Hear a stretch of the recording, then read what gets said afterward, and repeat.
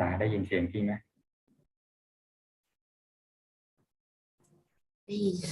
โอเคโอเค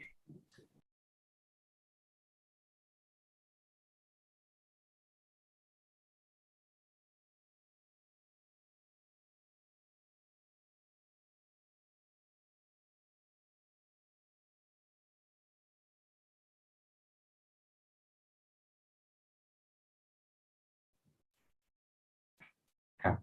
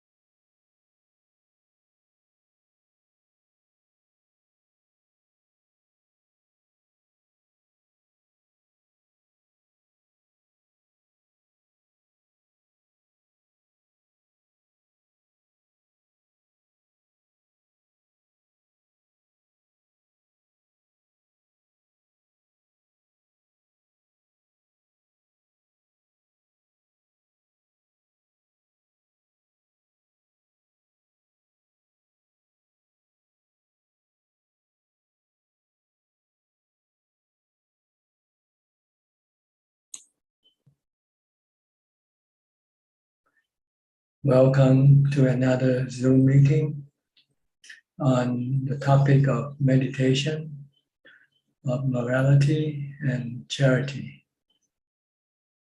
Everyone is welcome to join us if you would like to discuss or ask these topics. We shall begin with Felicia Chan, first to come in the room. Hi, Felicia. Yeah, good evening, Prajan. My meditation is good.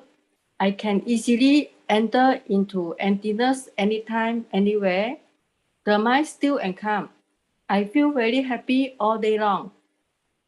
My daughter not very busy, cannot help me to do English collection, so I cannot report to Prajan clearly. No need to report to me, just report to yourself. Because I want to know, make sure whether I practice is it correct or not. If you have no dukkha, it's correct. If you have dukkha, then it's still not. Maybe, Okay. Your goal is to get rid of all your dukkha. Prajan, may I know, we stop thinking, still the mind. Let's say we use the mind to see the karma. Let's say I like to study karma or not. Let's say like killing, what happened become the killing the karma. My mind automatic get used to study all the things like karma things. Is it correct or not? It's not important, It's not What's important. important is whether you can get rid of your defilement or not. Okay. So study, look inside your mind, whether you still have greed, you still have hate, you still have delusion, you still think your body is you, belonging to you, and everything that you possess. Okay. You have to see them all as being temporary possession. That one day you will have to lose them. But you can live without them. That's the goal, is to be able to live without everything. Just be able to live with nothing. Can you live with nothing? Okay. That's what you should be more concerned with. Okay. And whatever other subject you want to study. Okay. But once you have completely finished your work, then you can study anything you want. Okay. All right. Thank you. Okay. Thank you very much, Prajan Dhamma teaching. You're welcome. Saru. Next, Gig Yenso from Penang. Good evening. Feel good to meet Tanajan once per week, True. So thank you for all the teachings, Ajahn. Okay, no question. Yeah, no question. Okay. Really from Indonesia.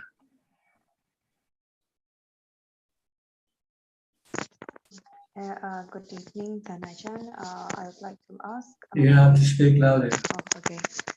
Yes. Good evening, Tanajan. I would like to ask. Sometimes during meditation, when I start to get some calm, sometimes I can like smile by itself while meditating. Is it normal? Whatever happened is not normal. You should keep focusing on your meditation object and regard everything as interference or distraction. I see. So if I start to smile by itself, I mean, should I stop it or Not just just ignore? ignore it, just ignore it. Just keep focusing on your meditation object. Okay. So if it smile, then just ignore. I mean, Ignore yeah, everything that appears when you meditate. Just only focus on your object, meditation object. I see. Okay. And another question is, what are the tips to like continue practicing for a long period of time? Like, for example, after staying in a monastery for quite some time, and then when the days are difficult or the mood is bad, I mean, there are often thoughts to like give up or just go home kind of thing. So, yeah, how to overcome those difficult times? You have to have what we call a parachute. When you're in crisis, like if you're on a plane, and if you have to jump off the plane, you should have a parachute to protect you. So when you Okay. practice, you can be running into trouble, difficulties, and so on. You have to have something you can rely on so that you can continue. And that is the practice of mindfulness. You just have to recite the mantra Bhutto Bhutto or the 32 parts of the body, or keep chanting or something to stop your mind from being discouraged. Because the discouragement really came from your thinking about all the difficulties, thinking about wanting something nice and good that you don't have now. So it makes you lose your focus, lose your mindfulness.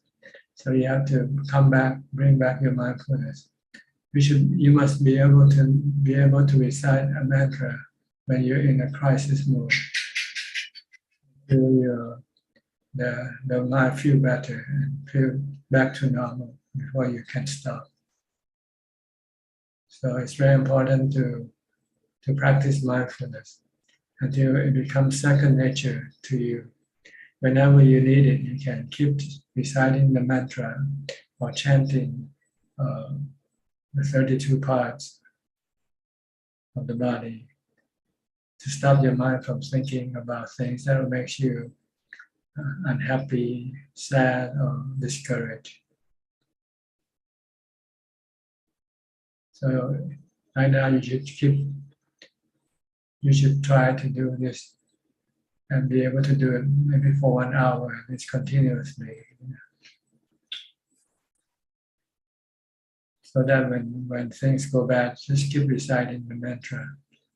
Walking, meditation, reciting the mantra, recite the 32 parts of the body, or chant the Buddha, Dhamma, Sangha quality, or chant the suttas if you can remember them. Whatever, keep your mind busy to prevent your mind from thinking, from creating all these bad feelings. They are from your thoughts. They are created by your thoughts. So don't be lazy. You have to be able to do at least 1 hour walking and reciting the mantra and nothing else. So that whenever you feel terrible, you can use this to stop the bad feelings. And when they come back, do the same thing again. Just keep doing it until it doesn't come back.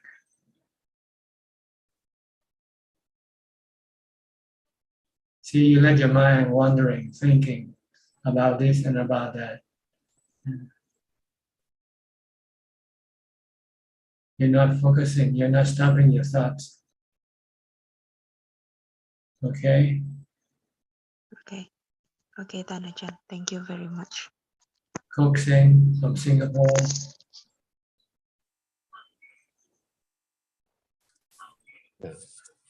Good evening, Ajahn.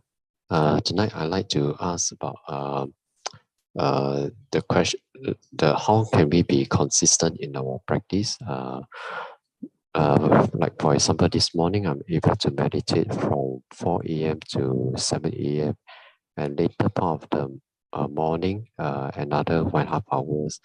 But this is not always the case because there are times when I wake up and then I feel very sleepy, and then I go back to sleep and then I wake up late. And there were also times when I'm thinking or when I'm being sucked in by some movie clips in YouTube, and then after that I lose my mindfulness and do not continue my meditation practice.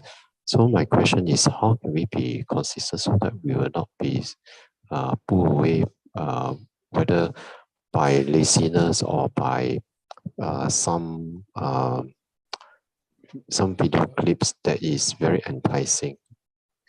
Well, you have to be resolute in sticking to your schedule. You have to set up a schedule and try to stick to it. Don't let your feeling override these schedules. Once it's time to get up, get up. Once it's time to meditate, meditate. And you have to constantly be mindful.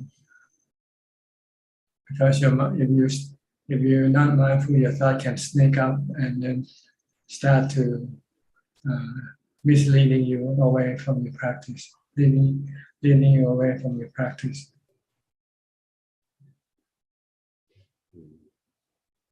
So it all comes back to mindfulness, really. Once you can maintain mindfulness, then nothing can disrupt your practice. But as soon as you lose your mindfulness, then things can go bad for your practice. Yeah, I noticed once I click on, let's say, a video clip, and then after that it will just pull me in, and after that I'll be sucked into watching one video after another. So before you click, you ask yourself, what are you doing? Yeah, if you're mindful, you'll know what you're about to do. If you're not mindful, then you don't know. You just click. Yeah. So it means you're not mindful already. Okay. I will try to practice self-restraint in this aspect. Yeah.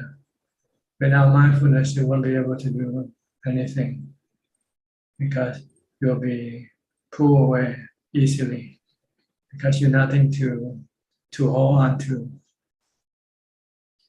But if you have mindfulness, then whatever thoughts come up cannot pull you away from your meditation object or your object of mindfulness.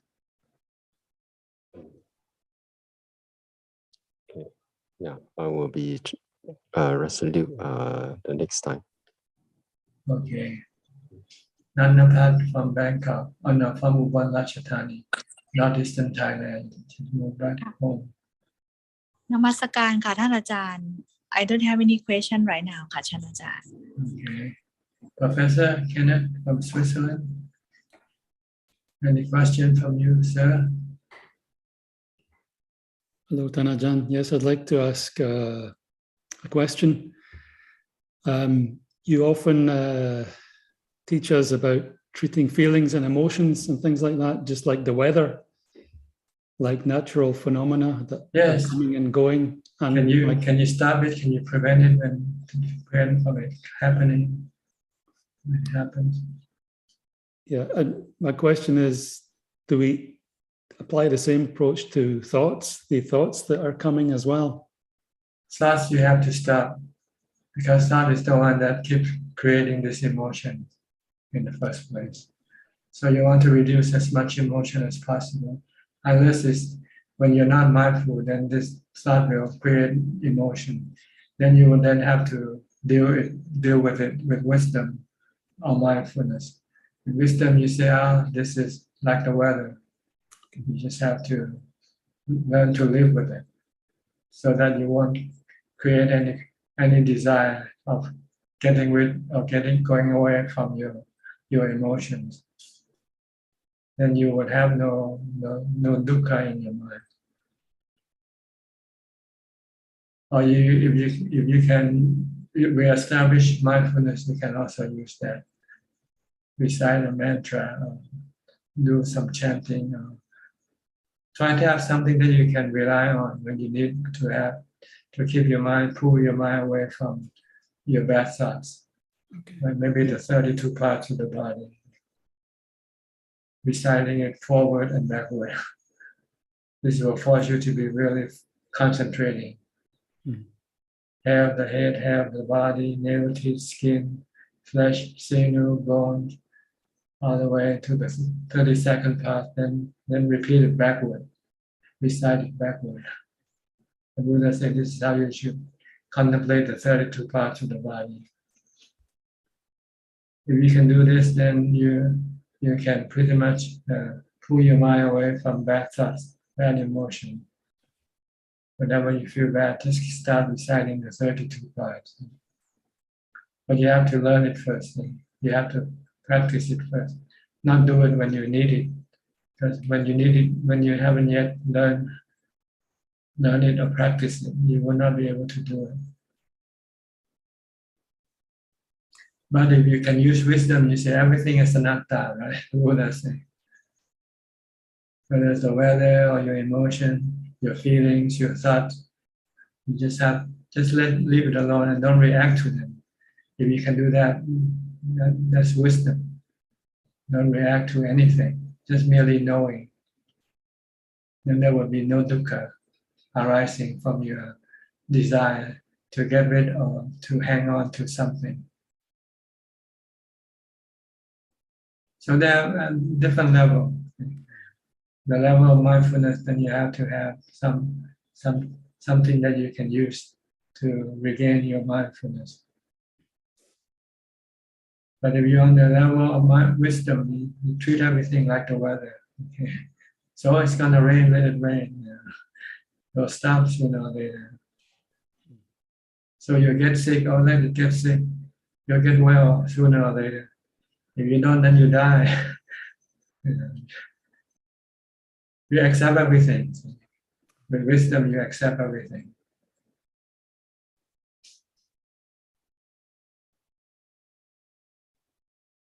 Everything as it is. Okay. With wisdom, you need strong equanimity to apply wisdom. Without equanimity, you will not be able to apply wisdom, because your mind will be, your defilement will be quicker, stronger than your equanimity. It will react right away. So I think the first step is to develop mindfulness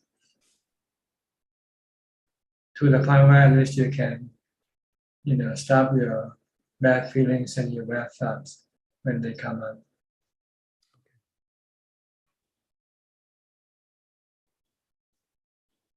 Okay, it's just clear now.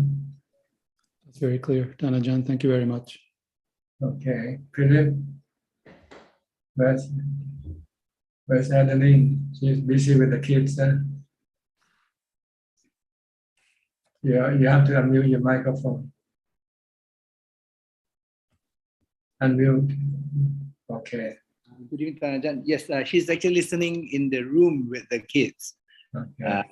Because school has started. So before I start with the question, I'd like to let the admin know there are quite a fair bit of people trying to get in to this meeting tonight. but they are unable to get in. So I'm not too sure whether you can see on their part there. I think maybe the admin try to keep people to a certain amount because we have to keep the time. So if we have too many people coming in, then we might run out of time, run in. So I think maybe they have to wait outside because the queue is long anyway. If they come in, they can still watch it from Facebook Live or YouTube if they are in the waiting room. Tanajan, I got a question with regards to meditation posture of lying meditation. It's not that I do that often, but according to the Anguttara Nikaya, lying meditation only can be done in the lion's position, which is lying on your right side of your body, right?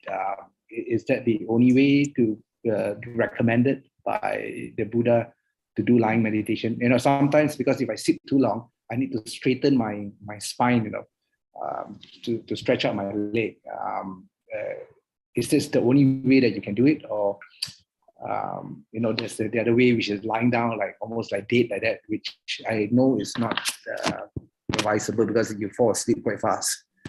Well, lying down in position is usually used when you're about to go to sleep. Then you use that position. But normally you can sit, you better sit. It's a better position. Unless you are sick or you have to lie down. If you can lie on your side, this will be harder for you to fall asleep than lying on your back. So the Buddha recommend the position that will prevent you from going to sleep easily, and that's lying on the right side.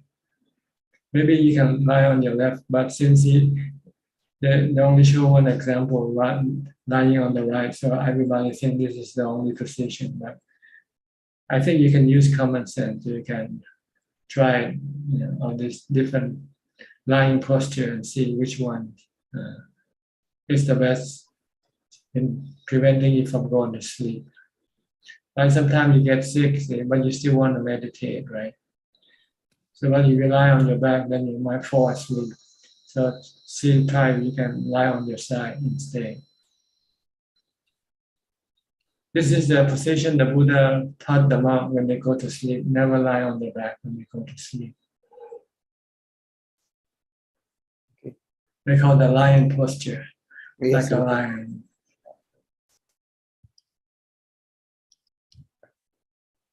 On the other thing which I've been wanting to ask is on the social context of things. For example, I mean, recently one of the most experience I had. I mean, I had a sick colleague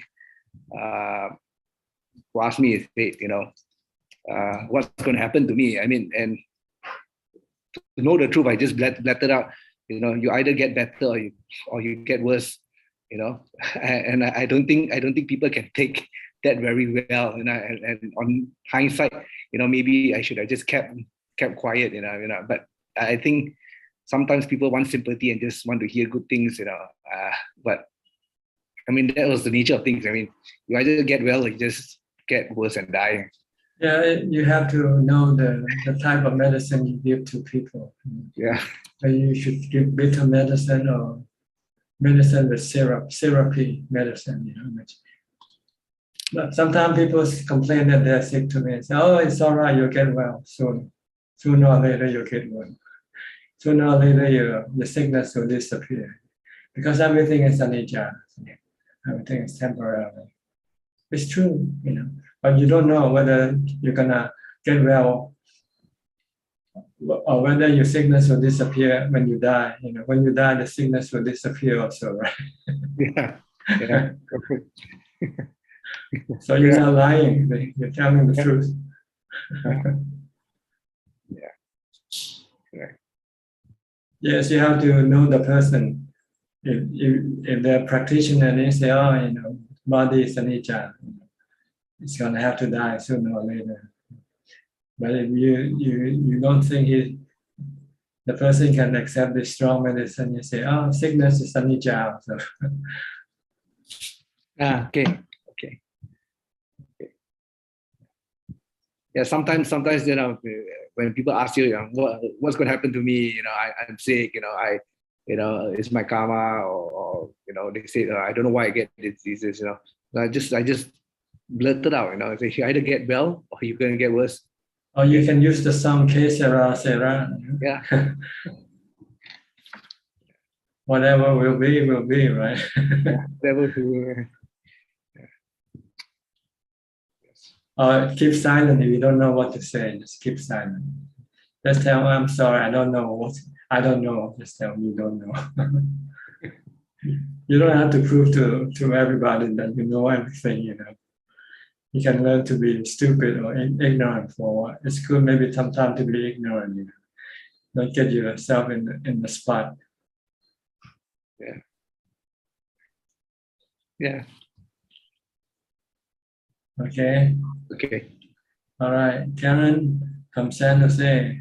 Are you near the depot, the home depot fire? I don't even know. I don't watch the news very often or listen to the news. I don't smell smoke, so I don't know. I didn't even know there was one. Is it far away from your home? What's it called? The depot, the home depot fire. Oh, Home Depot. Yeah, Home Depot. Home Depot is a type of store. So I don't know what. Yeah. Do you know what city it's in? They sell furniture or home appliances, and it has San Jose, I think. Oh. We didn't even know that. Well, there's quite a few of them even in San Jose. They sell hardware and appliances, Yes. like tools and things like That's that. right. I don't know. I know that there have been a lot of problems with homeless camping at creating large encampments at Home Depots around in the San Francisco Bay Area. So it could be related to that, but I don't know. I don't watch the news. Too much dukkha. Good. Yeah, better not to know. Sometimes better not to know. Yeah, I really enjoy the visual of the mindfulness umbrella. I like that one. I took that one to heart today, and everything is just really relevant to me today. I wanted to thank Check. I keep forgetting to email you for sending me the book, and to Jupe and everybody who was involved in sending me the Beyond Birth book. Thank you very much. That was kind of you guys. Appreciate it. I have no questions. I'm just listening today. Thank you. Okay.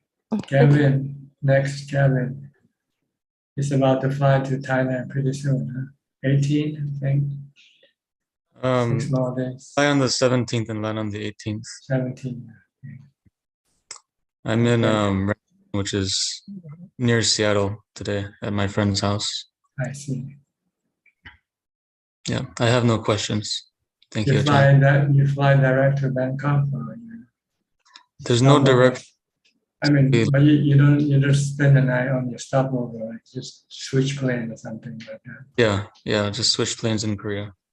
Mm-hmm. Okay. See you pretty soon when you come around. Yes. Have to visit your father. Your long Paul.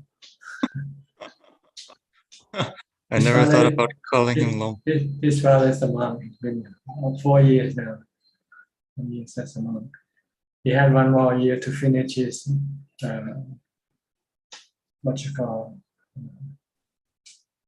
boot camp, I guess. Boot camp for monks. You need to stay for 5 years. Any questions tonight? No questions. Thank you, Ajahn. Okay. Next, we'll go to Brazil, to Sao Paulo, to Veka, to Alfredo.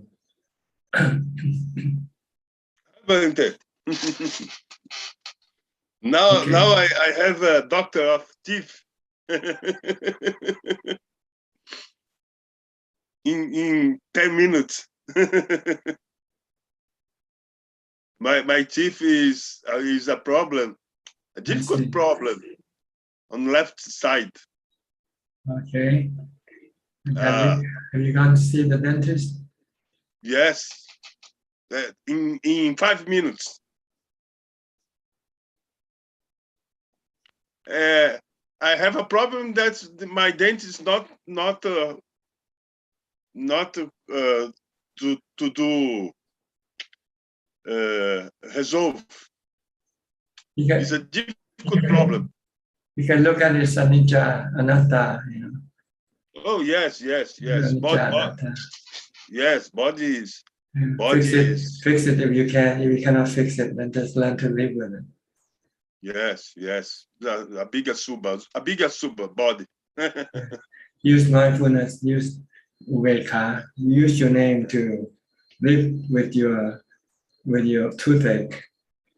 Yes. If you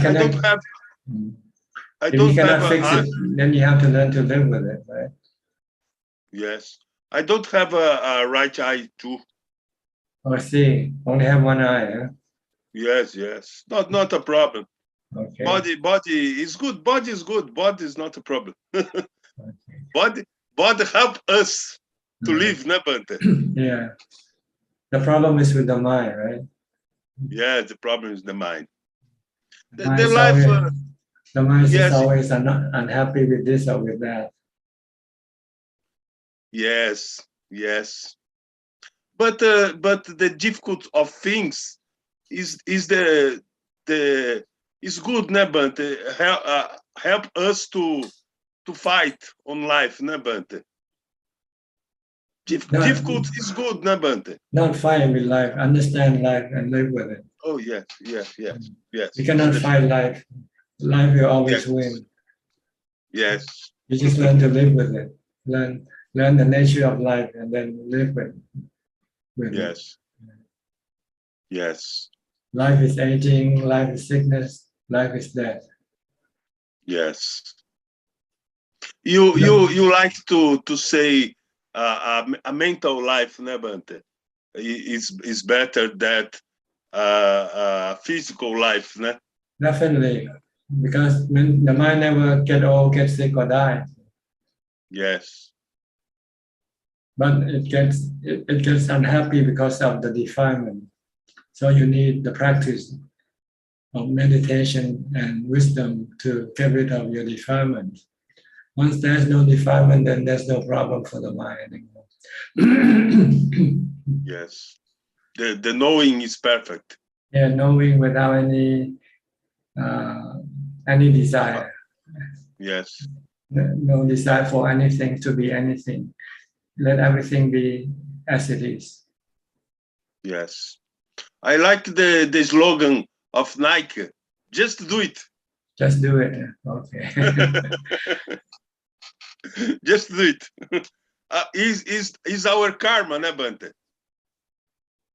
What? Just do it. No, the life. The life is our karma, Bante. Just do it. It's the consequence of your defilement. Oh yes. Yeah. Without defilement, then there will be no birth. Yes. With defilement, then you have birth. With cravings, craving for sensual pleasure, craving for beings, craving for not being, then this will push your mind to go take birth, take a body. Yes. So you have to get rid of these three cravings. Yes. Once you have got rid of it, then there will be no birth. This will be your last birth, last life. Yes. Tanha is a good desire, a big desire, but Tanha, cravings. Yes. Yeah, it's the problem. It's the tanha. Yes. Once you get rid with mindfulness and wisdom, then there will be no problem left in the mind. Yes. Okay. Yes. Okay, Bante. So don't have any craving to get rid of your toothache. Just learn to live with it. Oh yes. Fix it if you can. Like go to the dentist and have it fixed. But if it cannot fix it, then you just have to learn to live with it. Yes. Only let the body feel the pain, but not the mind. Yes. All right. He's together. He's together. The mind and the body are together, but the analyze is separate, Bante. Yeah, it's like the driver and the car. Yes. When something happens to the car, it doesn't happen to the driver, right? Yes. Okay. The mind is the driver and the body is the car.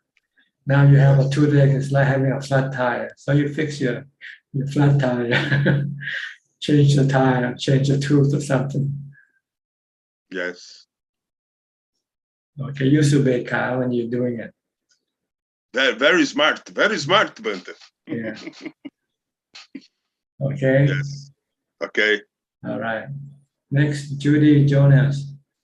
Haven't seen you for a few weeks from Toronto or near Toronto, Canada. You have to unmute your microphone on the bottom left hand. Okay. Okay. So I don't think I really have a question, but what seems to work for me now is my mantra for myself. Is every time a thought comes up, any thought, I just say, breathe, don't think. The in-breath, when I breathe in, I go, breathe, and then the exhale is don't breath in my mind. Okay. And it seems to work. Okay, good. Any thoughts, like even pleasant thoughts, like I was sanding and painting my deck, and that came up, and I'm going, oh, breathe, don't think. But is that a bad thought too? Like what I was doing? It's better not to have any thought at all. Any thought at all. Yeah. And maybe except when you need to stop your thought, then you need this mantra, whichever mantra you use. Yeah, I guess breathe, because it reminds me to breathe and it reminds me not to think. Yeah, that's good. That's good. Okay, so I do that. And the other thing, I remember last time I spoke to you, we suggested not to use the timer in that. And then I tried it for maybe a couple weeks or a while, and I did about 40 minutes. So then when I set the timer to 1 hour and 20, that's what it's now. I feel like quitting earlier, but I know it's not as long. So then I just say, breathe, don't think. And then I usually get to 1 hour and 20. But then I really want to quit then. Yeah, that's good. And you can extend your time by setting your timer longer. Oh, even longer than an hour? Yeah, why not? 2 hours. If you can do 1.5 hours. Next step is to do a 2 hour. Because when I just left it, I couldn't do more than 40, 45, 50. And then I just say, well, no matter what I do, I won't go more than 1 hour 20. And there are a couple of times I want to quit, and then I go, breathe, don't think. And I go, so you suggest even longer? Afterwards, after you have accomplished your 120 hour and you master your 1 hour 20 minutes, then you might want to extend it to 1 hour 30 minutes. Just keep pushing the limit. Just keep pushing the limit. Right. Well, that's where I'm at. It's pleasant, nothing amazing yet, but it's pleasant. So that's good enough. That's good enough. All right. Better than restlessness, better than being restless or agitated, right? Oh, for sure. Yeah, okay. Yeah, it's great. No, it's good. Like even if I'm a little upset about something, not very much, I'll say, okay, I'll sit down now, and then after 1 hour and 20, it's gone. So yeah, it's good like that. Bring the mind back to normal. Right now, I know there are no serious problems or anything. Yeah. So, okay. But eventually you want to reach the jhana. But right now, just be happy with what you have, because this is just how continuous your mindfulness is. The more continuous, then the mind can become much more calm, much more still. And you feel much happier also. But don't worry about now. Just do what you can now first. Okay. Thank you. Thanks. All right. Okay. Have you seen your daughter Debbie lately? Oh, well, yes. I was in Toronto looking after the children, while she was away. Wow. And now Yeah, she's here, and I'm going back to my cottage tomorrow. So no kids, nobody. Okay. So so that's good. And your other daughter And, also? Did you yeah. see Naomi also? So I was here with the family for a month, I see. and I'll go back being alone, well, for a while. Good. The best place to be is Pardon? alone. Yes. The best place to be is alone. Right, right. But I do like my kayaking and stuff that I do there. I like to do some other things too. As long as you're mindful doing it, it's okay. Right, right. Okay. All right. That's great. All Thank right. you. Good. Okay. Bye. You're welcome. Next, Johanna from Indonesia. Hello, Thanajan. I have one question today about the kilesa. Ajahn, does the mind bring the kilesa from previous lives? Because I found recently that I found my strongest kilesa is the hatred towards things that I don't like or people I don't like.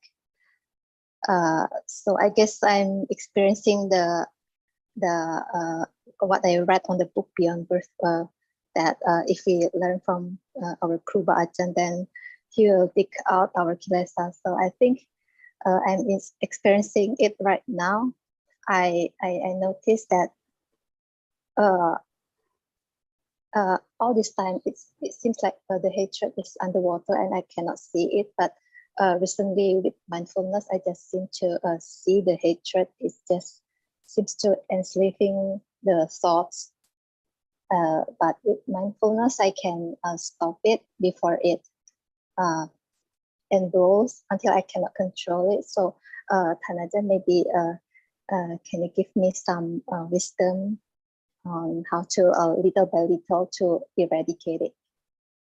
Well, your hate arising from your desire for something, and when you don't get that something, then you can hate, you can become angry.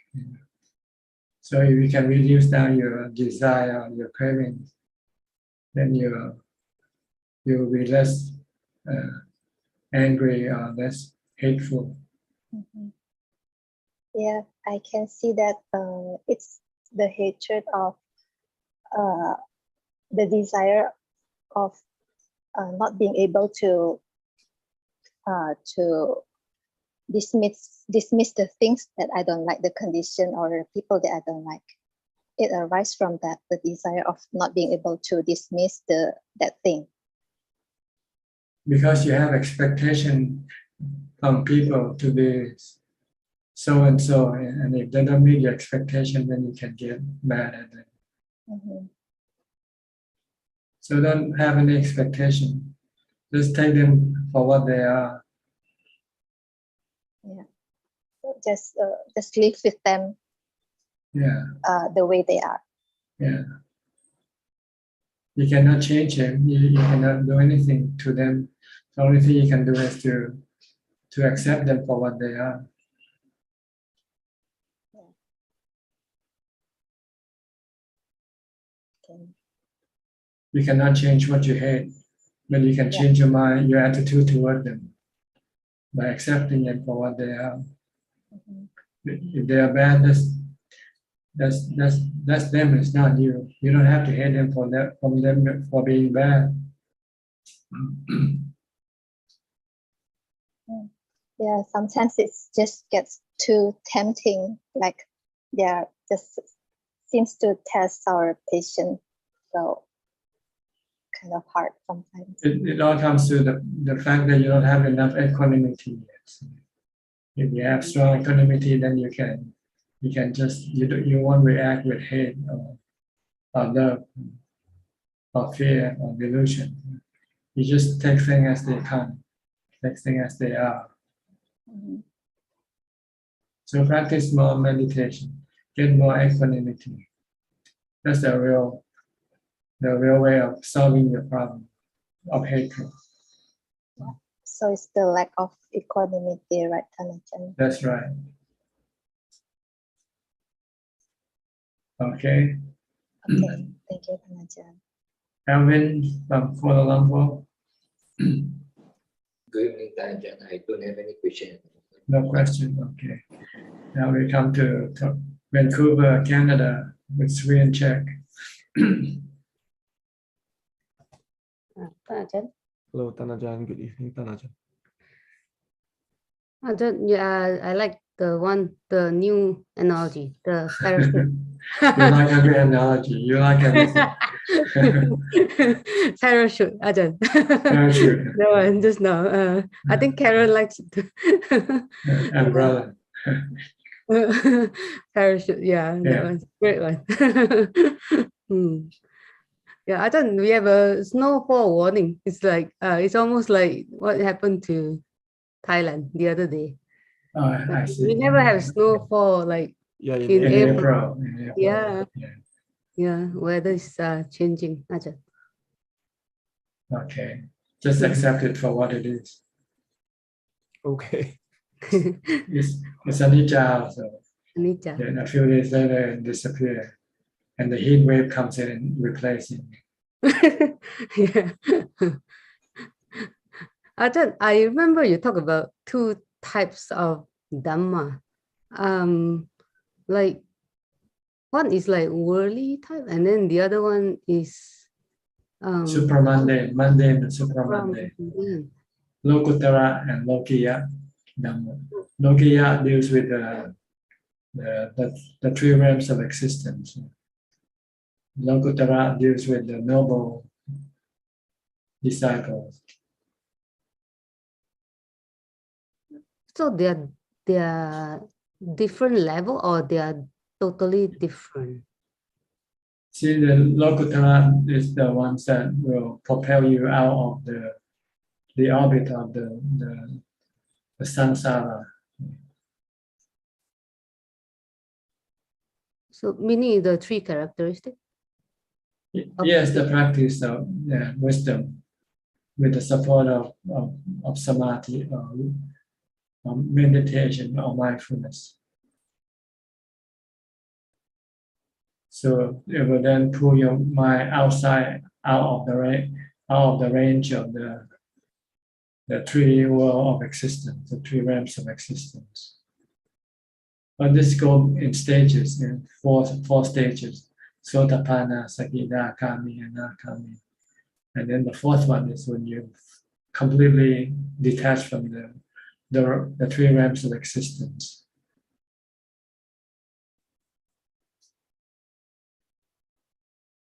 So if you still practice dana, sila, and meditation, you're still within the Lokiya level. It's only the application of the wisdom that the Buddha had discovered that will then we consider the Lokuttara or supramundane, in which you will lift your mind off the ground, like this, like rocket lifting the astronaut into space. But if you ride on a plane, then you won't go out. You won't leave this earth. You have to come down sooner or later, right? Yeah. So if you practice meditation and you have jhana, you'll be lifting off the ground for temporarily. You'll be going to the rupa realm or arupa realm. But when you run out of fuel, when your mindfulness diminishes, then you'll fall back into the human realm of existence. But with the Lokuttara, once you become a Sotapanna, you only come back not more than 7 times. If you move higher, then it's only 1 time to the human realm or the sensual realm of existence. Then you'll be stuck in the rupa or the arupa realm once you reach the 3rd level. And once you reach the 4th level, then you will be completely out of the 3 realms of existence forever. Never return, one-way ticket. I like the one out of the space. Yeah. Instead, if not, we're just doing the what is it called? The skydiving. You fall down, but the Lokutara, you're going to the space. You're no longer in the gravity realm. So you're forever. Yeah, won't fall you down. escape the gravity of the three realm of existence. And the gravity are your sensual, your cravings. The three craving are the force of gravity that keep pulling your mind back into the three realms of existence. Yeah. So you need the power of the rocket of the wisdom, the three characteristics of existence to propel your mind to go out of this, the range of the gravity of the three realm of the three cravings. If you see everything as an anicca, dukkha, anatta, then you can get rid of your cravings.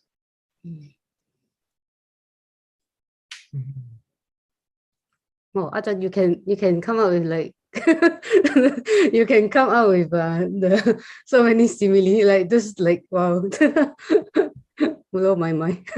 You always like wow. Now, this is the way to make things hard to understand, easy to understand. Yeah, but you do like you do so spontaneously, like. Yeah, I'm a scientist, I'm an engineer. Yeah, you're scientific minded too, Ajay. Like you have science very well. Yeah. Tan Ajahn, in terms of mindfulness, when we cultivate like vitaka, vichara during our daily activities, that is to stop thinking. Is that right? Yes. If you keep recite the mantra, then you cannot think about your account, your business, your family, your friends, anything. If you keep reciting the mantras. But as soon as you stop, then it will then start to think about all sort of things. Oh, okay. So actually Buddha wants us to cultivate this like vitaka, vichara. Yes, he wants you to go into jhana. Yeah. Then once we go into jhana, then we only have the mind element, the knowing element. Then you have the ubeka. Yeah. And also the internal happiness. That is much better than the physical happiness. Then you can then give up the external or the physical happiness and then rely only on the internal happiness. Then you can go all day and leave your wife, your family, your business, everything. Be free. Like the Buddha. He already had this internal happiness when he left the palace. He had developed it in his previous lifetime.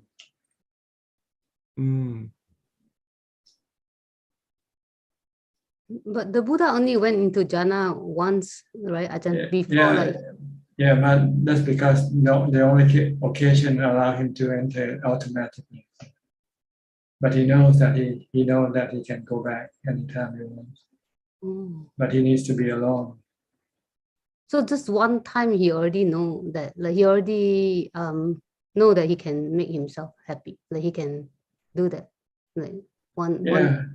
All he has to do is to be alone. Yeah. That's what happened, right? When he was alone, left alone, then his mind just went into jhana. Yeah. So then he knows if he wants to go back into that stage, he just have to be alone.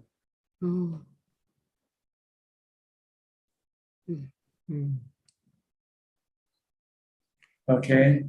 Yeah. All right. Okay. Next is Vivo 1819. I'm not sure. What's your name? Okay, you can speak now.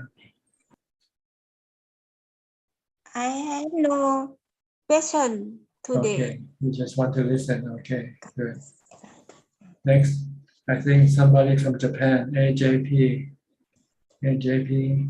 Noina or something, like Tukta. Okay, what's your name again? Tukta, right?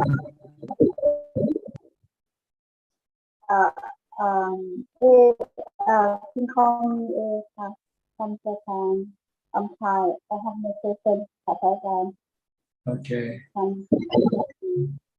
How's the earthquake? You still have more earthquake lately? You have any more earthquake?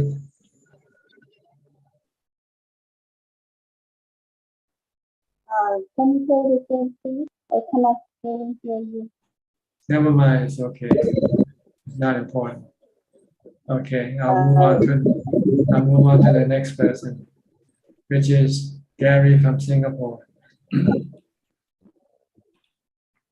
Good evening, Tanajan. No questions for now. Thank you. Okay. Also from Singapore is Belinda.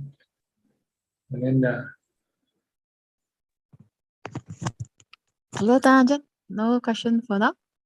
Okay. Pai line, Pei line. Are you also from Singapore? Good evening, Tanajan. No, I'm actually from Malaysia. I'm Pei. Pei line. Yes. Tanajan, I need your guidance on this. I'm trying to cultivate mindfulness in my daily activity. So I do daily jogs around the park, and I've tried various ways. One is to recite the mantra Buddho, Buddho, Buddho. The other, and I've experimented where I don't recite the mantra, but I just kind of, because listen to the birds or listen to the car or whatever sound or the smell, but not dwelling on it.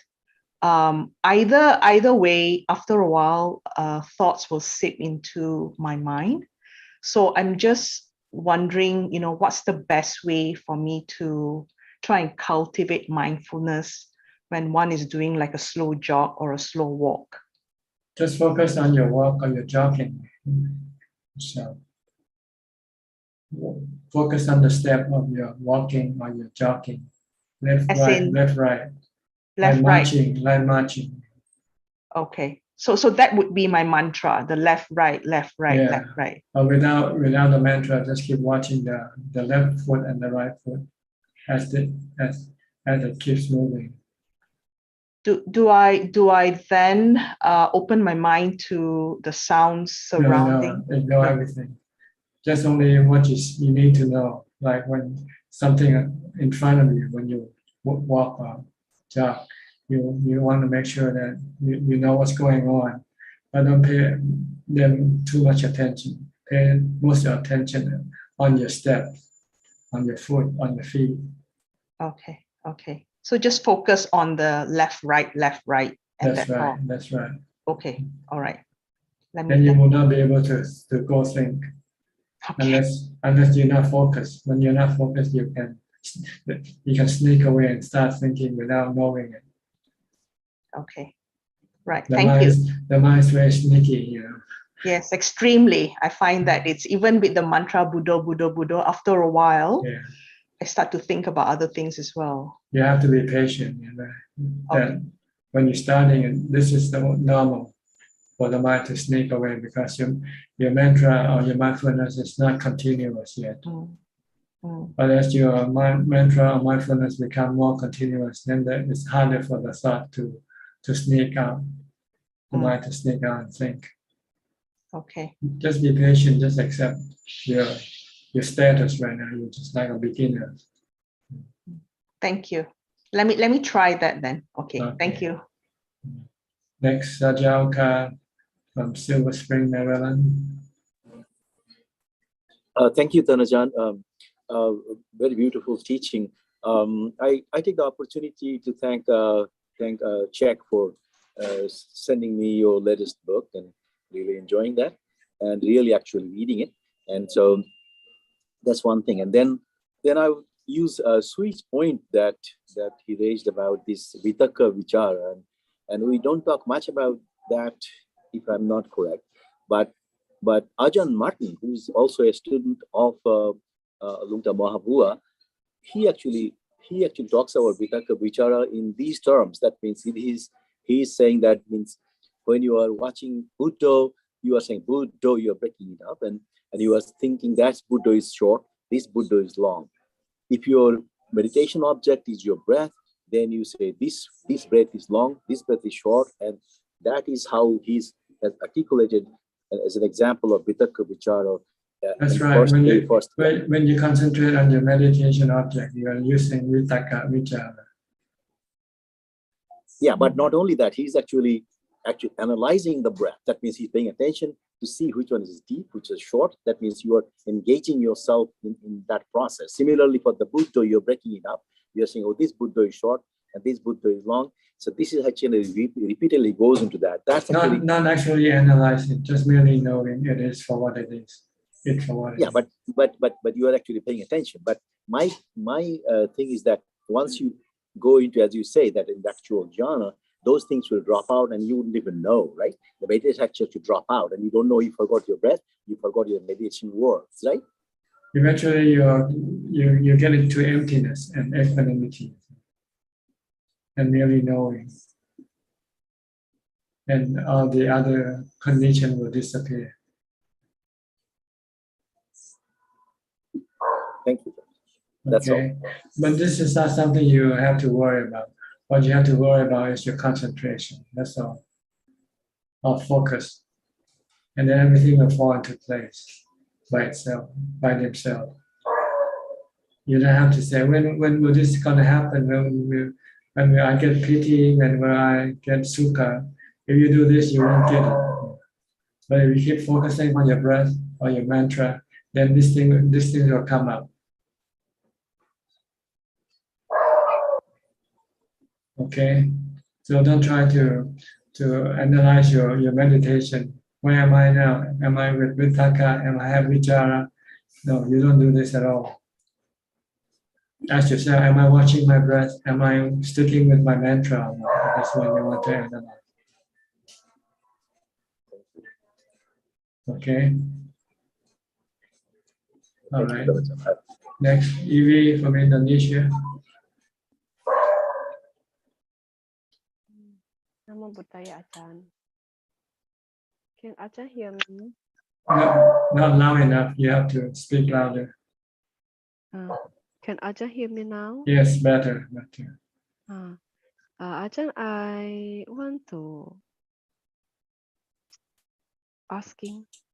I think I see the difference between the sati, thinker and knower. Then attention sati is our effort. Thinker is always distracting and pulling us. The knower just stand there like the eye just see without comment, like the sun that sits there without a reaction. And thinker and knower are always together. They are like two bamboo sticks that look exactly the same but are actually different. After thinker is silent, then we meet the knower. But it is not easy to meet the knower. After meeting knower, all is feels so simple and easy, but why so hard to find? Because you don't have mindfulness to stop your thinking. And I also found that the silence of the thinker is not by force, but by omission. Like no filling fuel in the engine that is running and the engine turns off automatically because it ran out of fuel. Is this the right way? No, you have to use mindfulness to stop your thoughts. Have strong mindfulness so the thinker will stop down. Unknowing, like ignorance. Ignore the thinker. Is that right, Ajahn? No, Ignore the thinker. No. Ignorance is just the one that keeps misleading the thinker to go do the wrong thing.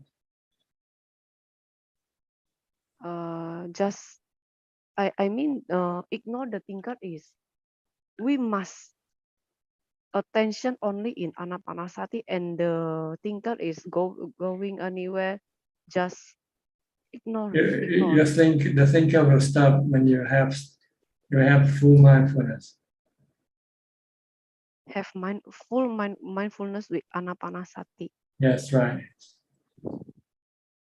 But no by force, like Don't No, you think, cannot don't stop the think. thing. You can use it as a mantra. Don't think, don't think, don't think. Okay, I will try it tomorrow. Don't think, don't think. Okay, Ajahn. Thank you, Okay. Ajahn. Who's next now? Let me see. Disaya. Disaya from Southern Thailand. Narativat. Good evening, Tanajan. Can you hear me? Yes, very well. Very good. Okay. I have a question today. Last week, my dad was sick, and he don't want to see the doctor, and but I worried about him. So, can you suggest me how to find the middle ground or this solution about this? If I talk to him too much, I think he will get unhappy or get stressed about. I don't want to push him Well, up. you have to ask yourself, whose body is it? Your body or his body? His body. Whose business is it? His business or your business? Really? But I think it's my responsibility to take care of my parents. Could you please? If they allow you to do it, then you do it. If they don't allow you, then you don't do it. That's all. You have to get their permission first. Okay. You can offer them the service. Let me know what you want me to do for you. You want me to take you to the hospital? You want anything? Just let me know. I'll be ready, willing to take you, do what you want. But if he doesn't want, then it's not your business. Okay. Okay. Because he told me that if he really sick, he will ask me to take him to the hospital. Okay, then wait for him to tell you. You are the servant, you're not the master. Sometimes you want to be the master and him the servant. You forget your place. You have to remind yourself that you're his servant, waiting for his order. And one more question, Tanajan. But I think if he really sick, I think when it's too late when we go to the hospital. Well, if he's gonna die, it doesn't matter where he is, at home or the hospital. When it's time for the body to give up, it can give up anywhere. Many people die in hospital anywhere, right? Yes. Okay. Okay. So just accept the truth, the final truth that is death is unavoidable.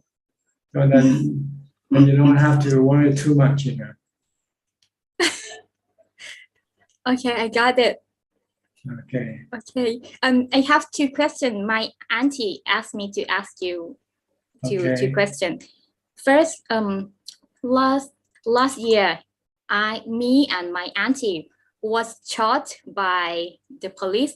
He misunderstanding about they thought we are the drug dealer, but I and my auntie still safe, but my auntie just worry about this situation because she wants to ask you that if the accident is the past karma or or it just happened in this life.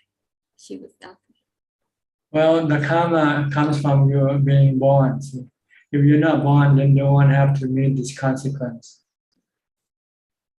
But once you are born, then you are automatically subjected to any type of problem. So if you want to blame the karma, then blame birth for being the problem. Don't blame the problem. Don't If fight it. If you don't want to have the same problem, then don't have any rebirth. Next time after you die, don't come back. If you come back, you will come back and face the same problem again. Okay, I will tell her. And one more question for my auntie. Tomorrow is Songkran Day. In Thai ceremony, we have to go to the temple and pray for all the relatives who was dying. And he worried about COVID-19 and the pandemic. Is it okay if we don't go to the temple? Or yes, she can do at home. If she wants to share merit, she can donate money to the temple by bank transfer or something, or have someone bring the money to the temple for her. Okay, and in Thai, maybe she worried if our relative who passed away, they will waiting for her at the temple. Is it true? Or No, we don't know whether they are waiting or not. They might not be waiting, and they might be waiting. So just in case you think they are waiting, then you make some merit by giving something, offering, food or clothing or anything, and then you can then share this merit. Okay. Okay, thank you. If she cannot go personally to the temple, she can have someone who might do it for her. If not, nowadays you can transfer money to the bank. It's the same thing, because the temple now also need the money to pay for electricity bill, water bill, and other expenses. Okay. Okay. Okay, thank you so much, Tanajan. That's all for my question. All right. Naomi, you just came in. Were you just listening?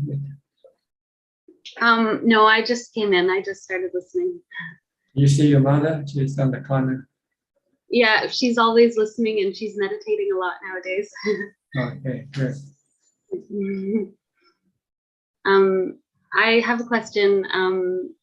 I'm wondering, so I noticed that when I do something for other people or do dana or something, there's still this craving in me that other people should know about it.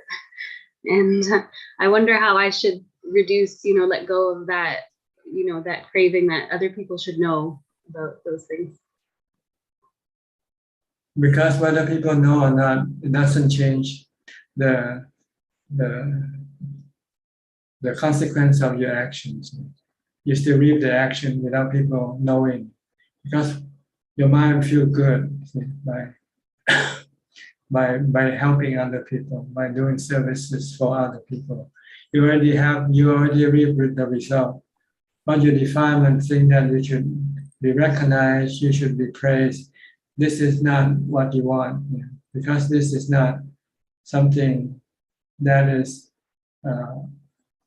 good for you. Because if you expect and if you don't get it, then you can become sad. So don't expect anything from anybody when you do something for people. Just expect the good feeling that arises from doing it. That's all you want. Because sometimes you expect and they say, then they forget to say thank you and you get angry at them.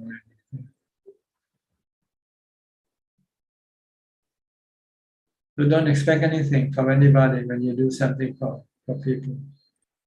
You just want them to be better, maybe, or help alleviate some of the suffering.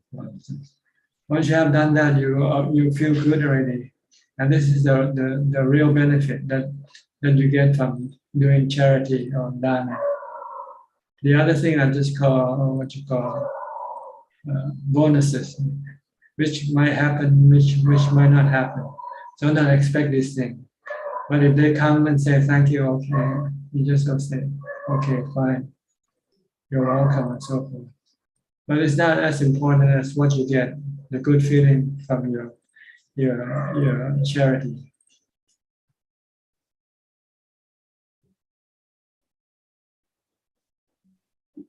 Okay. Yes. Some people like to do without mentioning their names. Sometimes they donate money and they don't say who they are, so what, they just donate. Because they have already achieved their purpose, is to generate good feeling from letting go of the money that you have.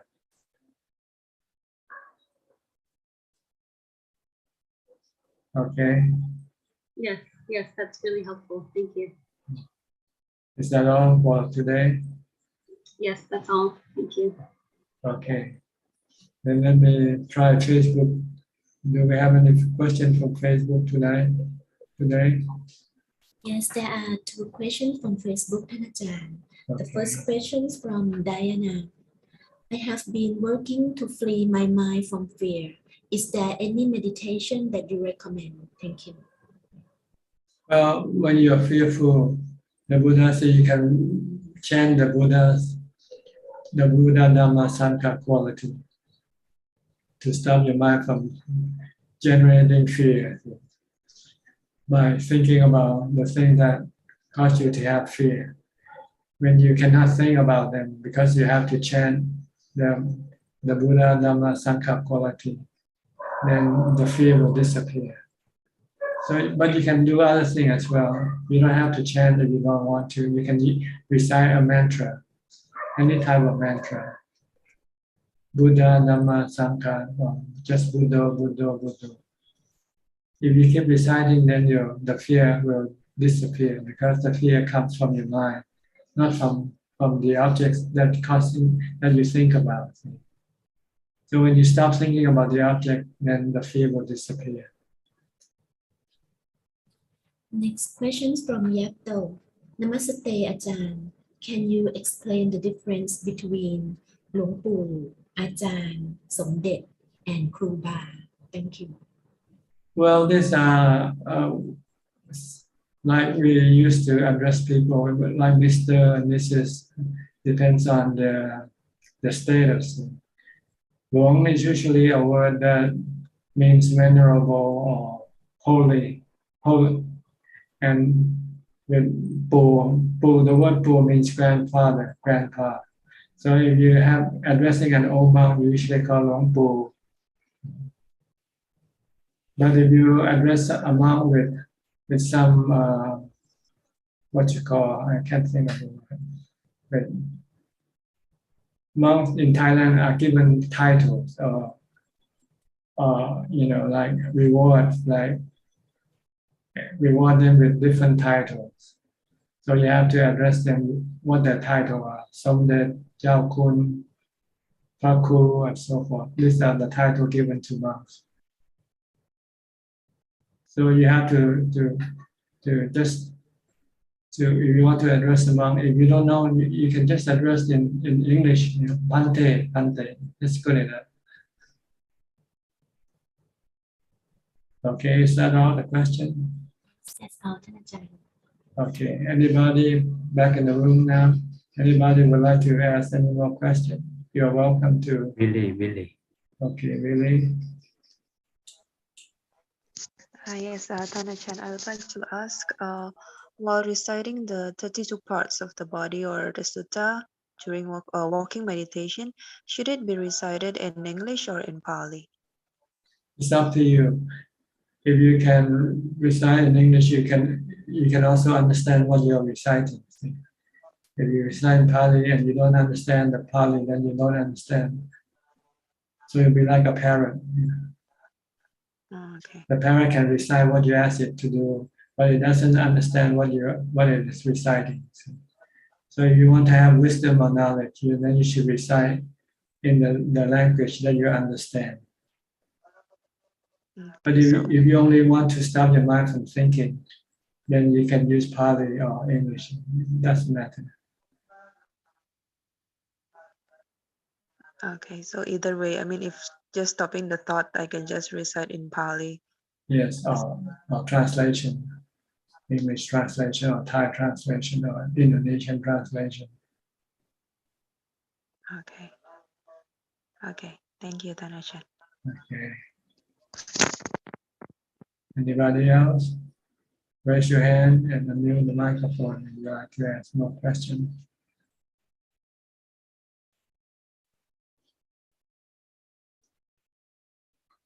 Do we have anybody in the waiting room? Do we have anybody in the waiting room? No. No more. Everybody's in, but they don't turn on the video. Okay, screen check. Okay, screen check. ท่านอาจารย์ I have a questions on Vedana. like on our Vedana, is it like one feeling is coming out from the body? Like for example, like painful feeling, like so it will get from the body. And another one is the mind generate. Yes. The one generated by the mind we call dukkha. It's generated by cravings or desire.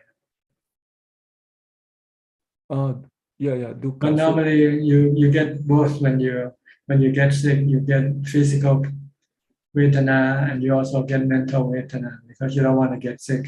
You want to be well, so you feel bad when you get sick. So the body gets sick. So and the mind also gets sick because the mind doesn't want the body to get sick.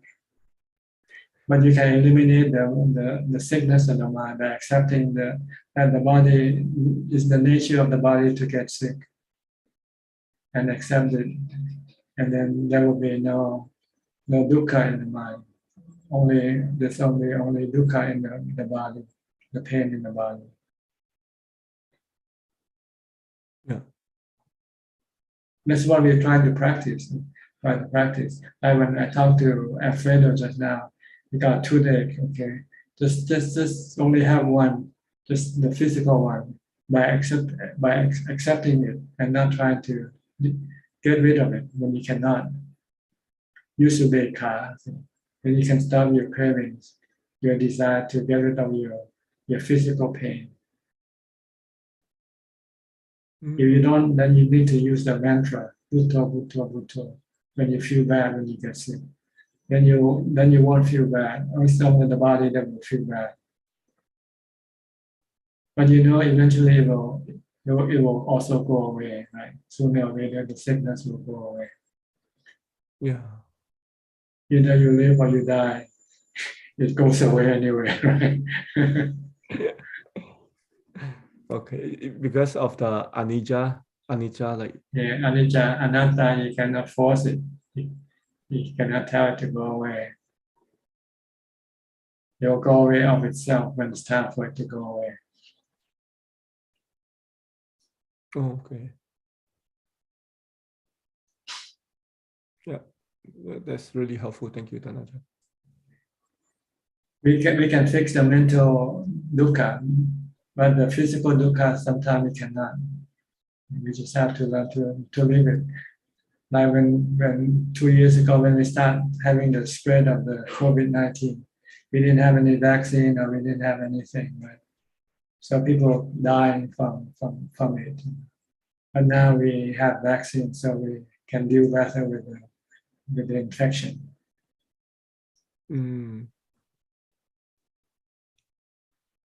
Yeah. So for an arahant, they still have the physical illness, yes. The Buddha said, "Oh, I'm so tired after walking for so many hours. Can you lay me a piece of cloth for me to lay down for a while?" It's his physical body, not his mind. His mind is not tired.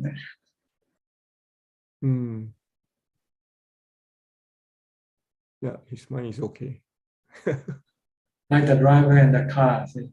The car says, "Oh, I got a flat tire," but the driver says, "I still want to drive, But since you cannot go, then I have to stop and change the tire first. Once you have changed the tire, then you can continue on. Oh, okay. Hey, Tan Ajahn, that lead to my other question. Like for some other people, they like to challenge themselves, like to push, to for their physical dukkha to go further. Like, is that the right way to do, or like we have to have, like? That's the wrong way that the Buddha taught in the two extremes in dealing with sufferings. You cannot get rid of suffering by causing more physical pain. Yeah. It won't go away. Because your suffering, your mental suffering is caused by your cravings, your desire. So you have to get rid of your craving and your desire. So if you want to take a challenge, take the challenge of getting rid of your 3 cravings. This is the right challenge you should take. Everybody should take. From now on, I'm going to stop having any sensual craving. No more sex, no more TV, no more drinks, nothing. I just drink water and eat food just to keep the body going. The rest I won't indulge myself with. Can you do this? This is a challenge. See? That's why you keep the 8 precepts. And the 8 precept is the challenge for you to stop engaging in sensual pleasures. Cannot have sex if you keep the 8 precepts. Cannot have food after midday. Cannot watch any entertainment. Yeah. Cannot sleep on a big bed, a comfortable bed. This is the challenge, the right challenge that the Buddha gave us. Not to stand on nails or beating yourself up with sticking some knives through your throat or something. This one get rid of your suffering, your mental suffering. Yeah, because there's the pushing the physical suffering, right? Some people. They call self-mortification, right? The two extreme. Sensual pleasure on one extreme and then self-mortification on the other extreme. These two methods doesn't work. It's only the middle way of dana, sila, and bhavana. Because it's the one who will get rid of your cravings. And consequently your suffering. Yeah. Okay, are you willing to take up this challenge? Yeah? Maybe at least once a week. Once a week. Yeah, once a week. Are you still taking this challenge? Or you already forgot about it? We're still. Yeah. Yeah, you're still keeping a precept. On the Buddhist holiday or on your not working day, your day off. Yeah. Not working day. Not working day. Your day off is the best time to take up this challenge. Okay, from 1 day to 2 days, and yeah. And keep increasing until you can do it every day. Okay. And that leads to another question, like when we got sick and if we have a medication available, we should take it, right? Well, if you have to fix your body, then you have an exception. Just for if you have to take food before you take this medicine, then you just have to take it. But for monks, we cannot have this exception because then you're trying to find excuses, find exception, even though when you're not sick, really sick. Oh, okay. What do you mean, Ajahn? Like you cannot, monk cannot? No exception. You cannot take meals, even for the purpose of taking medicine with your meal, for instance. Oh, okay. Oh, wow. But medication is okay for monk. Yes, but some medication can cause some problem with your stomach because they're acidic. They can. Oh, okay. So you have to have some food in the stomach first before you take this medicine. So you have to find that kind of medicine that doesn't require that you have to eat before you take it. Okay. No exception. Oh. But some monks do give it. It depends on how resolute you want to stick with the Dhamma. If you want to stick with the Dhamma, you say, okay, if I cannot fix it, let the body die. It's gonna die anyway, right? Sooner or later. But I'm not gonna give up my Dhamma challenge. I want to keep my Dhamma challenge because that's my goal as a monk. The goal is not to protect the body. The goal is to protect the mind from your defilement. So even if you have to sacrifice the body, so be it. The Buddha said, you sacrifice money to protect your body. And you might have to, like when you're sick, you have to spend money to fix your body. But if you have to give up your body, then you would rather give up the body and protect the Dhamma. Oh. Because the Dhamma will then protect your mind.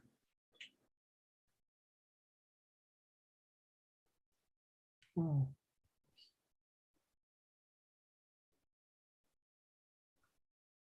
The Buddha sort of what you call arrange in order of importance that things that we have. Money is the least important. Money, and then your physical part, body part, like your limb, your eyes, or your organs, for instance. And then the next one is life, the body, the life itself. And next to the life of the body is the Dhamma, which is most precious, according to his disorder of considering the preciousness of things. The Dhamma is the most precious. Next is the life of the body. Next is the organs of the body. And next is the money. So money is the least important part as far as the Buddha is concerned. Okay. Well, Dharma is important because it protects our mind. Let our Yes, mind. it will liberate the mind from suffering with Dhamma. If you give up Dhamma, then you lose everything because eventually the body is going to die anyway. But if you give up everything and just keep the Dhamma, then you're protecting your mind from suffering. Oh. Now that story makes sense to me now, Ajahn. The 500 thieves that they rather die than lying about their identity. I think they were robbers, I think. And they had to they didn't tell lies. They admitted that they are robbers even though they will be executed to Yes, because they know death is imminent anyway for the body, sooner or later.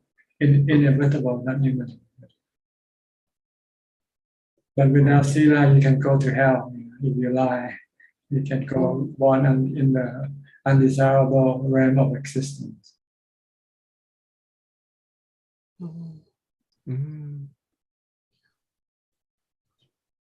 Okay.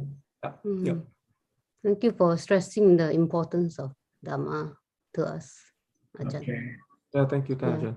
Ajahn, I don't like everything, Ajahn. I just only like the Buddha's teaching and your teaching. In fact, I'm a very picky person when it comes to listening to Dhamma. only only your teaching, Ajahn. Just want to clarify. Thank you. Thank you, Ajahn. Okay. We have a new coming, Joko. We have newcomer. Newcomer. Joko Gumilang from Indonesia. From Bangkok. Yes. I have a question, Ajahn. Talking about enlightenment or nibbana, how close or how far a Buddhist practitioner to enlightenment? I read from Dhammapada that the enlightenment is so much far for the full, like a long night for a sleepless person. I mean, like if we have practiced Dhamma for many life in the past life, and in current life we still practice Dhamma, is it mean that we are more close to enlightenment, Ajahn? Thank you. The more you practice, the closer you are to enlightenment. Yes. So if you practice 24 hours a day, then you're closest to enlightenment. But I just feel that it's so relative to everyone according to their practice. Is it No, it's right? relative to the time you put into your practice. Oh, okay. That's why the Buddha said you should practice from the time you get up to the time you go to sleep. Yes, Practice yeah. mindfulness. I also read about a story. I forgot, but about a woman who once born as the wife of a dewa in realm, and she reborn in uh, in the world, and then she remember about her past life in the heaven, and she vowed to do many good karma to reborn again as the wife of that devas. And the Dewa said that how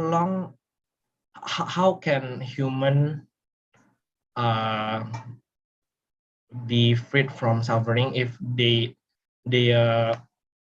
duration of their lifespan is just so short, and they are just wasting their time in their life. And before I haven't explained about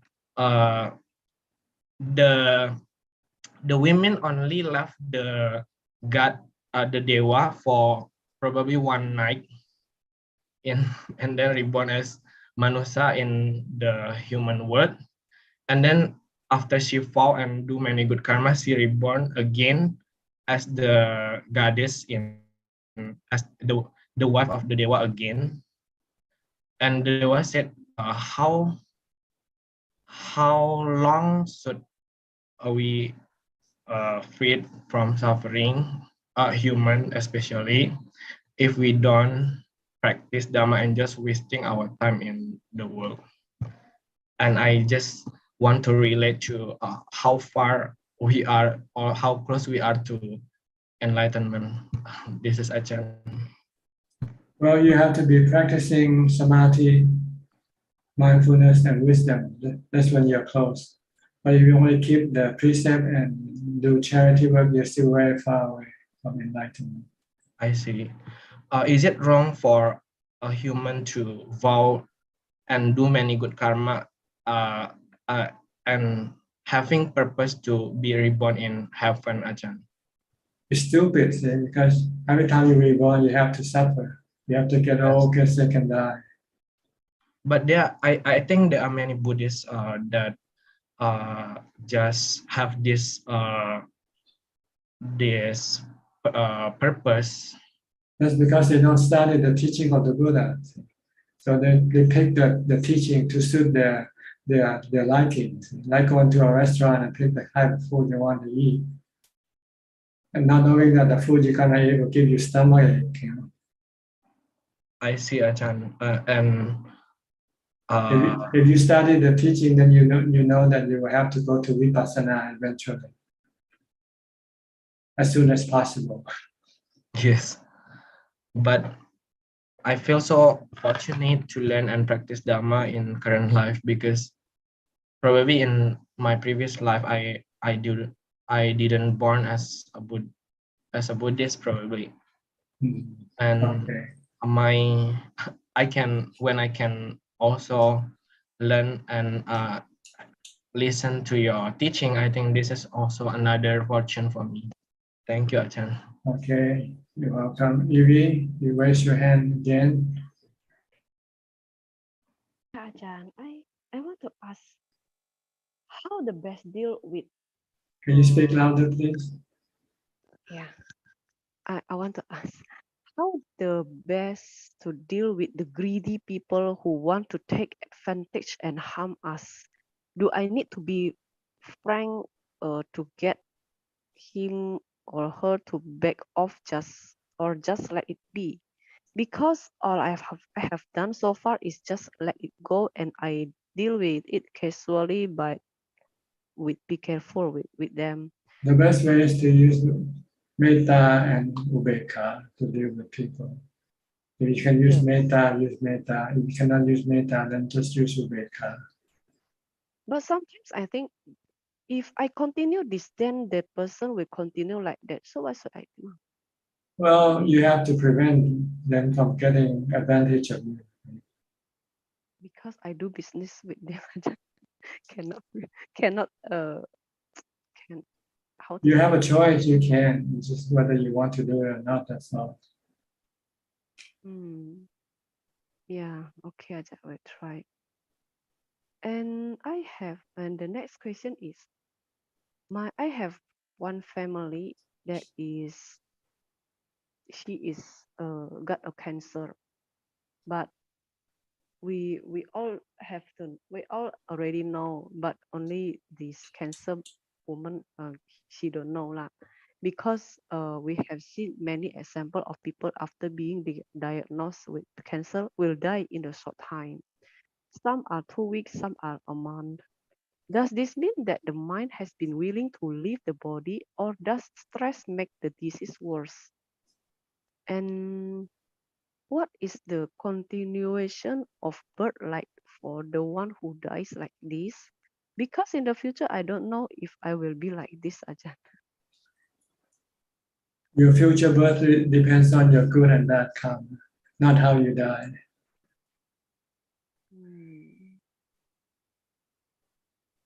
Okay, so just do a lot of good karma, then your future birth will be good birth.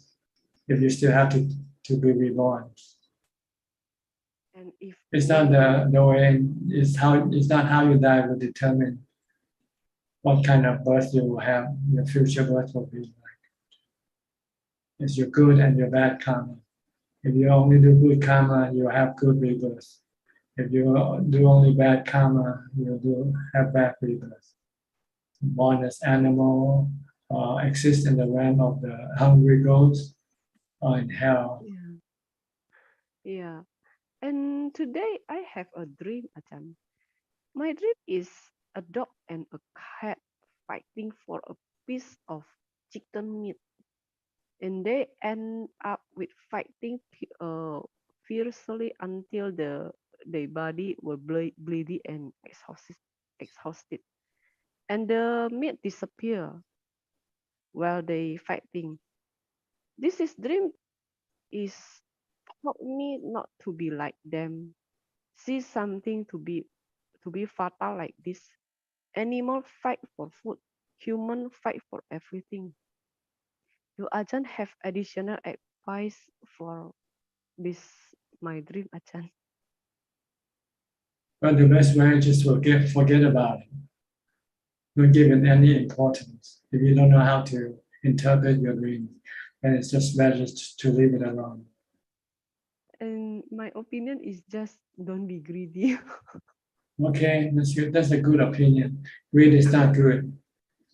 Yeah, don't greedy, don't hate, and don't dilute and fighting aja.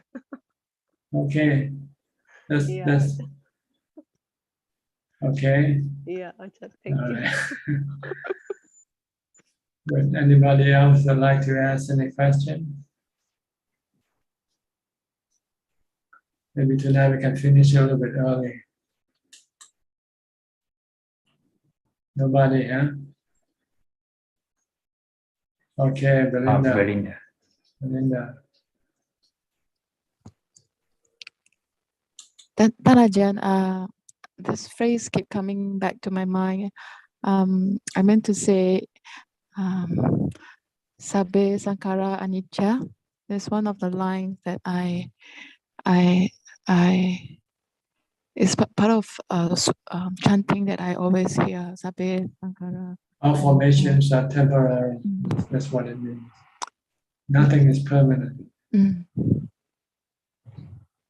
So, like sometimes as I talk to Ajahn, I get Sankara, and then now I feel calm. So it's anicca, changing.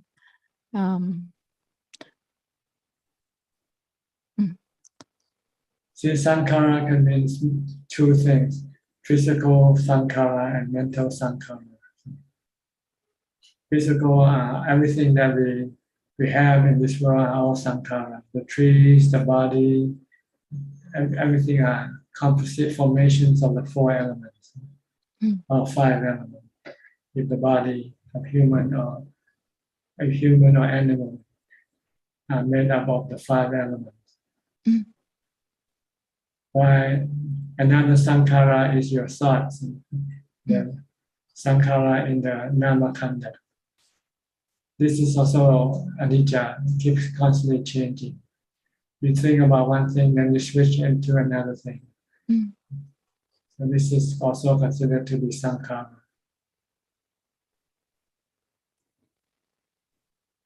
And you should understand their nature and deal with them properly, then you would have no dukkha.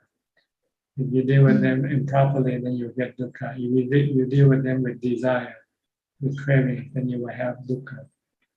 If you deal with them with upekkha, then you would have no dukkha. Like you say, the mind is very sneaky or very cunning. Sometimes it fall to like vibhava tanha. It can just go very quickly to that. The mindfulness isn't strong. It's That's like, right. That's why you have to practice a lot of mindfulness. At least now you know that what you need to do. So it's up to you whether you're willing to do it or not. That is to keep on training yourself with mindfulness. So we're dealing with pain in the body, the 4 elements. And sometimes, there are pain that remains in the body. Like when there's very heavy bio air, and it gets really painful to the heart, physically pain. Nothing, just it comes from meditation and then it brings up. So that process is can be very tough. A lot of kanti is needed, patience, determination, and going through that process of facing the 4 elements that Ajahn said. So this is very helpful to Ajahn to clarify that there are 2 types of sankhara. One is the level, and sometimes it's trigger from the body sankhara, and it goes to the mind, and then it triggers memory. It just fire very quickly, and it takes like very mindful, continuous mindfulness to nip that part. Okay. So in the current situation, not in a monastic setting, is you tend to just follow like food and all. So we just accept condition as what? How much pushing and how much well, with the physical sankhara, you have to accept them because you cannot change them.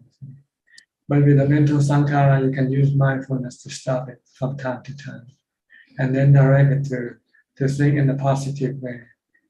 Think of anicca, dukkha, anatta.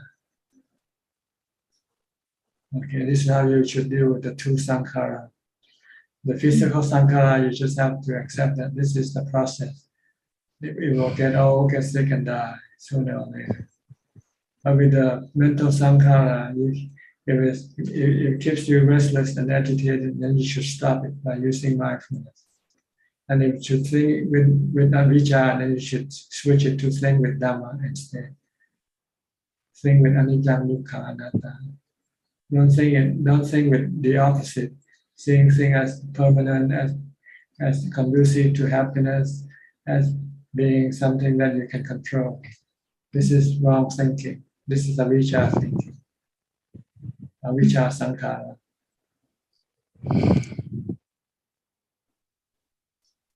Okay. So in the dependent origination, you start with avijja, then you have sankhara. Avijja direct sankhara to think of happiness in the sensual organs, sensual objects. So it directs vijnana to go connect with the body. So then you can use the body to go after the sensual objects. But then these sensual objects are impermanent, and the feeling arising from them also is impermanent. Sometimes you have good feelings, sometimes you have bad feelings.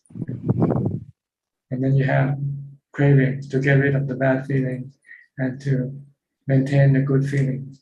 And when you cannot do that, then you also have suffering again, dukkha again. So if you follow vichara, then this will lead you to more suffering.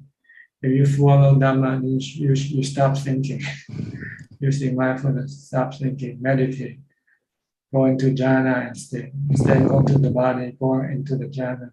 You're going on the wrong way. If you direct your mind toward the body, this is dukkha. If you direct your mind to stay away from the body, to go into jhana, then this is the right way.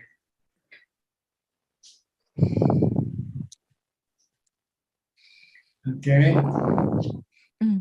Just today is my father's passing, his second year of passing. Yeah, normally for Buddhists, we will do charity of some sort and then dedicate the merits that we get to the departed ones. Whether they are waiting for it or not, that's not important. But as a gesture of respect and thankfulness, we should do it. So my family, we wanted to follow the Chinese calendar. So, and I wanted to do Dana today, but at the end I didn't do it. So I was thinking I would do it together, the date where the family wanted to commemorate him on the Yes, lunar. the day is important. It's the doing that's important. So anytime as and when I do it for him, Yeah, it's you can do important. it every day if you like. Every day I Yeah, do you for can him do too. it. You can give food to the monk every day and then offer Yes, and the then merit. offer. If you happen to have monks passing by your house, you can give food every day. That's what I go to the village. The village people give food every day. And then once they give food, then they share this merit with the departed. If I say I watch, sometimes I turn on Facebook, I saw you do this dana for you. And then that moment when I do sadhu, I say, I rejoice. When I rejoice, can I share that merits to No, it's a the different parents? merit. It's a the different merit. So when just the rejoice, I can't It's transfer. for yourself. You have to get merit from giving up your possession, giving up your money. Then you can share that merit to the departed. Now when you rejoice with other people making merit.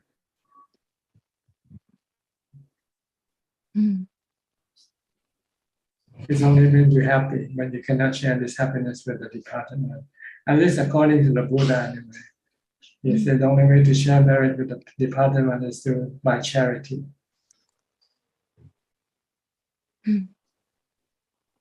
Okay. Thank you so much, Sahajan. Thank you. Anybody else? We have about 8 minutes left. Looks like everybody have EV. EV again. Yes. Hansen, I want to ask again. Even though dying with worry and stress doesn't affect future births, Not much really. It's just an indication of what type of karma you have accumulated. If you have lots of worry, it means you have a lot of bad karma accumulated. If you die in peace, then it means you have good karma accumulated in your mind. That's all. So it's just an indication as to what your future birth will be. By the way, how you die. You die peacefully or you die tormentingly. So does it have anything to do with dying easily if that person has good karma, and die suffering if that person have bad karma? Just Well, an arahant or the Buddha, they die peacefully. They die without any suffering. That's because they have 100% good karma. And because having a disease definitely make a person anxious, angry, and stressed, even though that person was a good person before and did a lot of deeds, good deeds. That's because that's your evaluation thing, but that's not the truth of that person. You only see only part of that person. You don't see the bad part of that person. So you call that person good, but you don't really know, right, whether that person is really good or bad. Yeah. So So don't worry about this thing. It's not your business to. Your business is to do good karma and avoid doing bad karma, and meditate and purify your mind. This is what you need to worry about more than anything else. Yeah, I just prepare when someday I got a worse disease. If you follow this teaching, you'll die in peace. Yeah, okay. You'll die happy. You'll feel happy dying instead of feeling sad, because this is the final release from suffering for you. Even diagnosed cancer, Ajahn. Whatever type of death, it doesn't matter. It's just not breathing anywhere, right? Whether you die of cancer or die of heart disease, eventually you stop breathing. Yeah. But very painful, Ajahn. If people with cancer, very painful. They very suffering. No, if you practice and you know how to cope with the painful feeling, it will not be painful. It will be painful in the body, but not painful in the mind. Yeah, must. So you should try to do it now before it happens to you, before it's too late. Try to sit and try to live with the painful feeling with meditation, with mindfulness and wisdom. Then when you die, no matter what type of illness, your mind will not be affected. Your mind will not be hurt by the illness of the body. So must practice until reach that stage, Ajahn. That's right. Don't be lazy. Okay. Don't be lazy. Yeah, okay, Ajahn. All right. Yeah, Ajahn, Well, anybody else? I think that's almost the time we have for tonight. Okay. Oh, Belinda again, huh? Okay. I just want very quick clarification about Sankara. I have learned from a Bante before. It was a sutta studies, and then at the end, the conclusion is that Sankara must have an element of volition. Will Ajahn explain on that? It has to come with a volition, intention. Well, you have to intend before you can think, right? No, I think I'm not sure. Intention is more with the karma that you do. If you kill without intention, then this is not considered to be bad karma. You're not breaking the precept. When you drive and a dog came right across the street and you hit the dog, and the dog died, this is not considered to be breaking the first precept because it's an accident, no volition. Only you have the intent to kill and actually kill, then this will be considered breaking the precept. So the volition is only in relation to karma. It has nothing to do with Sankara. Well, Sankara is thinking thing. It's thinking. And maybe thinking with volition. Maybe volition is also a form of thinking. I don't know. Okay. It doesn't matter, you know. You don't need to know all this thing. All you need to know is how to stop your Sankara. Yeah. Okay, don't waste your time on things that you don't need to know. Spend your time on the thing that you need to know and do. Yeah. So, I always people say it's the person Sankara when the person get angry or when in a retreat. They say, oh, it's the Sankara. So I really don't know what Sankara. I know it's some habit. The habit that we have. Is it, Ajahn? Can we say it's a habit that is engraved, deeply engraved? Yeah, it's all your defilements. It's come from your defilement. Okay. Thank you, Ajahn. Okay, all right. Thank you. Okay, looks like that's almost the time we have for tonight. Thank you all for joining this meeting. I hope that you can benefit from this reading and use it to advance in your practice. In the meantime, please stay safe, stay mindful, and keep on practicing.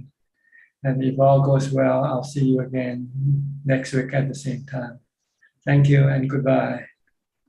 สาธุเจ้าค่ะ Thank you พระอาจารย์สาธุสาธุ Thank you, admin. Thank you, Thank you, Thank you, everyone. Have a good day, everyone. everybody. Thank you, Bye-bye. everyone. Bye-bye. Good night, everyone.